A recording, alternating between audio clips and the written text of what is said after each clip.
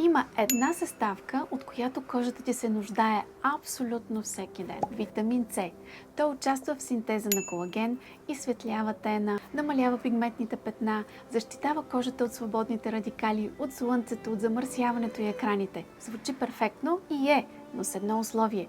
Чистият витамин С е нестабилен и може да предизвика раздразнение. А раздразни ли се кожата, това означава, че трябва да спреш да го използваш.